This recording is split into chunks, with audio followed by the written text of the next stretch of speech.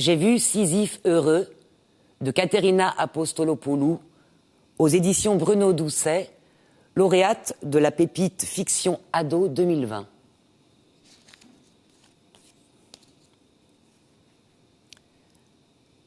Cela faisait maintenant 50 ans que Maria et Manolis vivaient ensemble. 50 années qui ressemblaient à une grande journée d'été, douce et longue, bien remplie à ras-bord. Ils ne paraissaient pas vraiment plus vieux, un peu plus lents peut-être, un peu moins denses. Avec leur seule petite retraite, ils entretenaient la maison, achetaient des cadeaux pour les petits-enfants. Jamais on ne les voyait l'un sans l'autre. Sous les paupières closes, seul le sommeil les séparait, là où chacun voyage seul. Le trottoir devant chez eux était toujours gai. Maria avait planté des fleurs. Dès que les jours s'allongeaient, ils y sortaient leurs chaises, restaient assis pendant des heures, de longs après-midi, des soirées parfumées de jasmin et de belles de nuit. Ils restaient là, main dans la main, immobiles, à regarder passer leur vie sur le mur de l'immeuble d'en face. Un matin, la mort d'un coup a embrassé Manolis. Elle a troué sa poitrine d'une douleur aiguë. Dans l'ambulance, ni plainte ni prière, il s'accrochait aux yeux de Maria. Manolis a poussé la discrétion jusqu'au bout. Il n'a pas tenu jusqu'à l'hôpital. Maria lui a fermé les yeux, elle a embrassé ses lèvres. Elle n'a plus ouvert la bouche, ni pour boire, ni pour manger. Les filles, accompagnées de leur famille, sont venues d'Athènes pour l'enterrement. Maria, sourire aveugle, ne regardait nulle part.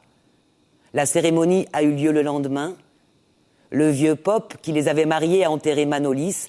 Maria a demandé sa bénédiction. « Mon père, tout s'est passé comme il fallait. Que Dieu me le pardonne. Je ne veux plus voir le jour se lever aujourd'hui, ma vie entière. »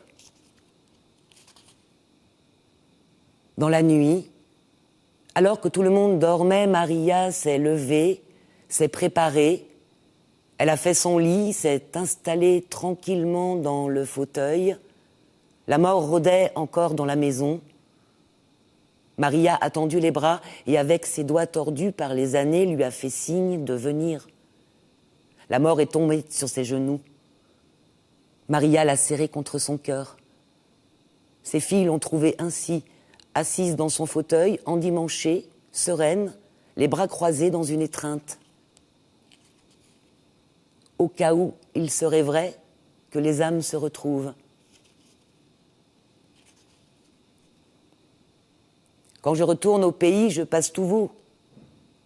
Quand je repasse au pays, je passe toujours devant chez eux. Et à chaque fois, ça me surprend. Le trottoir nu souligne leur absence, 4 murs seuls qui tournent au gris, gonflés d'humidité comme s'ils retenaient des larmes, et une petite cour déserte collée au mur de la maison voisine. Il fallait bien du talent pour en faire un paradis. Leur départ signe la fin d'un monde.